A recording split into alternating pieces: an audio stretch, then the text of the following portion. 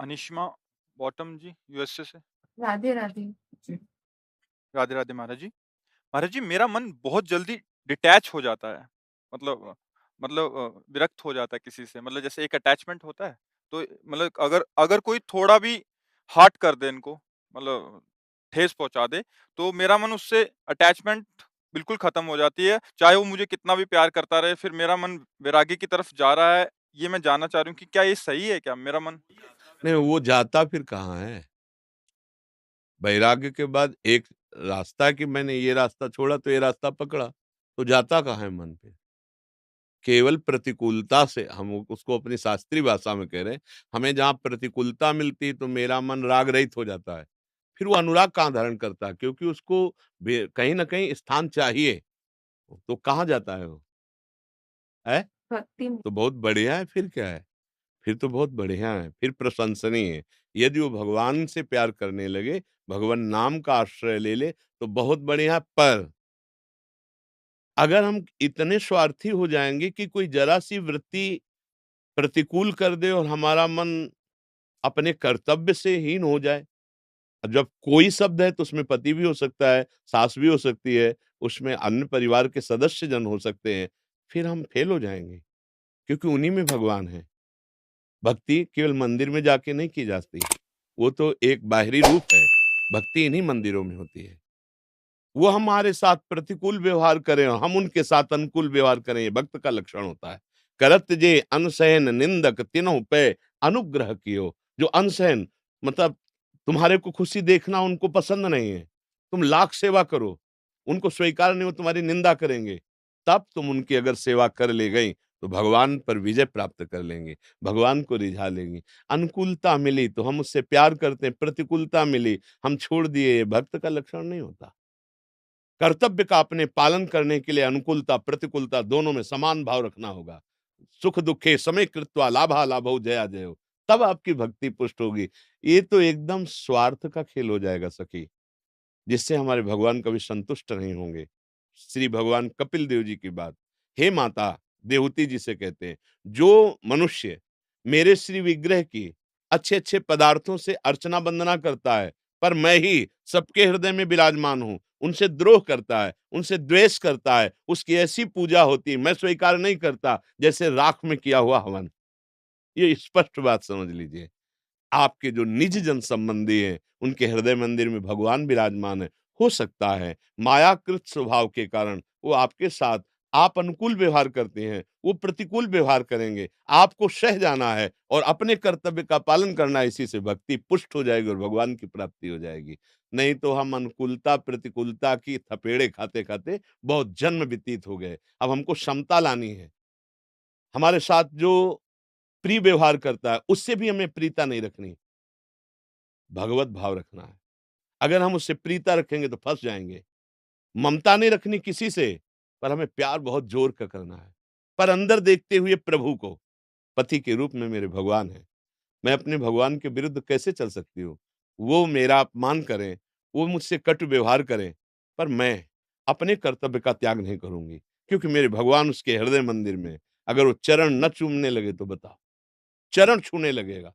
रत्नावती जी का विरोध किया, माधव सिंह राजा थे, अपनी निष्ठा में, तो एक दिन वो आके चरण पकड़ लिए और कहा, देवी तुम पत्नी जरूर मेरी हो, लेकिन आज से मैं तुम्हें गुरु मानता हूँ, क्योंकि मैं तुम्हें जो समझ रहा था तुम वो नहीं हो।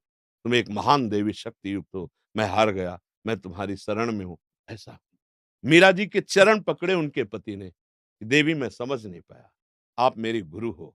तो ऐसा हम भक्ति का प्रभाव दिखा दें। देखो, प्रतिकूलता को जो सह नहीं पाता वो कभी भक्त हो ही नहीं सकता। अगर हम प्रतिकूलता नहीं सह पाएंगे तो हम भगवत रस हृदय में नहीं धारण कर पाएंगे। एक साधारण मिट्टी से उदाहरण लीजिए।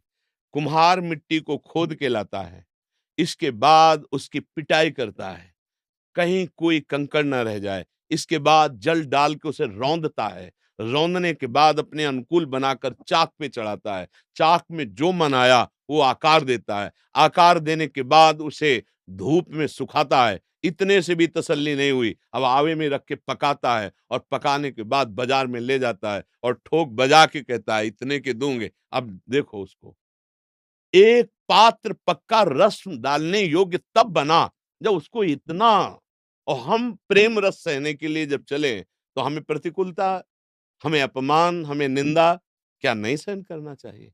अपने प्रभु के प्रेम रस की योग्यता लाने के लिए मेरा हृदय रूपी घड़ा भी बहुत कच्चा है, जिसका आपने परिचय दिया कि जरा-सी प्रतिकूलता होती है तो हमको उनसे वैराग्य हो जाता है। इसे वैराग्य नहीं कहते, इसे दोष दर्शन कहते हैं। और भगवत भक्त वही है, अद्वेष्टा सर्वभूतानां मैत्रः करुण एव च निर्ममो निरहंकारा सम दुःखा सुखा शमी। श्री भगवान गीता जी में कह रहे, जो किसी के प्रति भी दोष दर्शन नहीं करता, सर्वभूतानां समस्त प्राणियों में, अद्वेष्टा बिल्कुल दोष दर्शन नहीं करता, अद्वेष्टा सर्वभूतानां मैत्रः करुण सबसे मित्रता का व्यवहार करता है और हृदय में बड़ी करुणा रहती है, पर निर्ममो निरहंकारा, वो किसी से ममता नहीं करता, वो दया और करुणा करने के बाद अहंकार नहीं करता, वो निर्मम और निरहंकार रहता है। निर्ममो निरहंकारा सम दुःखा सुखा क्षमी, जो सुख और दुख में समान भाव रखता है, दूसरे के द्वारा किए हुए अपराध को क्षमा कर देता है, ऐसा भक्त मुझे प्राणों से प्रिय है। श्री भगवान, तो आप ऐसे बनो, इतने कमजोर क्यों बनो? नहीं तो आप दुखी बनी रहेंगे। ये संसार है, ये कभी चैन से नहीं रहने देगा। आप किसी भी तरह से चलें, ये आपको कभी बड़ाई नहीं करेगा। आप जब जिस स्थिति में होंगे, वहीं आपकी निंदा होने लगेगी। ये अनुभव की बात कहता हूँ। संसार तुम्हें सम्मान दे, ऐसी आशा छोड़ दीजिए। संसार तुम्हें भला कहे, ऐसी आशा छोड़ दीजिए। प्रभु से हमें जुड़े रहना है। हमको प्रभु की आज्ञा का उल्लंघन ना होने पाए, अपने कर्तव्य से चूक ना होने पाए, अब आप निकल जाओगी। संसार किसी को नहीं बख्शता, चाहे जैसे चलो। एक आदमी एक घोड़े को लेकर के जा रहा था और उसका 15-16 वर्ष का बेटा भी था। तो बेटे ने कहा, मैं तो जवान हूँ, चल लूँगा पैदल, आप घोड़े पे बैठ जाओ पिताजी। बैठ गए। 4 लोग रास्ते में मिले, उन्होंने कहा, यार कैसा ये बुड्ढा कर्कश हृदय का है कि घोड़े पे तो स्वयं बैठा है, लड़के को पैदल चला रहा है। वो नीचे उतर गया। लड़के से कहा, तुम बैठ जाओ। चलने लगा। आगे लोगों ने कहा, कितना मूर्ख जवान होके घोड़े पे चढ़ा हुआ है और बूढ़े को पैदल चला रहा है। तो उन्होंने कहा, पिताजी आप भी बैठ जाओ। वो भी, पिताजी भी बैठ गए। 4 लोग फिर मिले, हराम का घोड़ा मिला होगा, दोनों चढ़े बैठे हैं।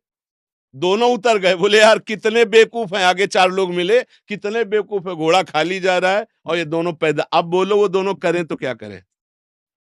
यह समाज है।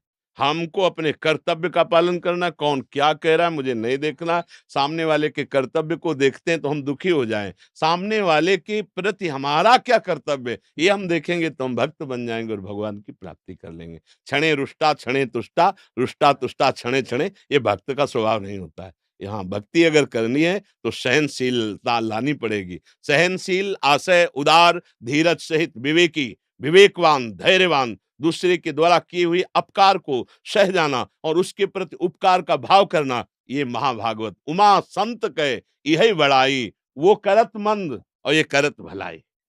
अपने को समझना है कि हम किस मार्ग में चल करके परमानंद की प्राप्ति कर लेंगे। ऐसे तो सब ठोकर ही देंगे। सब आपको, चाहे जितनी सेवा करो, आपको नीचा दिखाने की वृत्ति लाएं, लेकिन आपको अगर कोई ऊंचा उठा सकता है तो आपका आचरण, आपकी निष्ठा, आपका भाव। इसलिए नाम जप कीजिए और भक्ति के स्वरूप को समझिए। भक्ति ऐसी नहीं होती कि कोई उपहास कर दे हम भक्ति छोड़ दें। नहीं, सब में मेरा प्रभु है, ये मुझे देखना है। जो हमारी निंदा अपमान करते हैं, हम उनका भी मंगल करेंगे, क्योंकि मंगल भवन भगवान के दास हैं या दासी हैं, हम उनसे जुड़ी हुई हैं। तो इनसे और हम में अंतर है। ये माया से जुड़े हुए हैं, मैं मायापति से जुड़ा हुआ हूँ, तो मेरे आचरण कुछ अलग होने चाहिए। उसे भक्ति कहते हैं।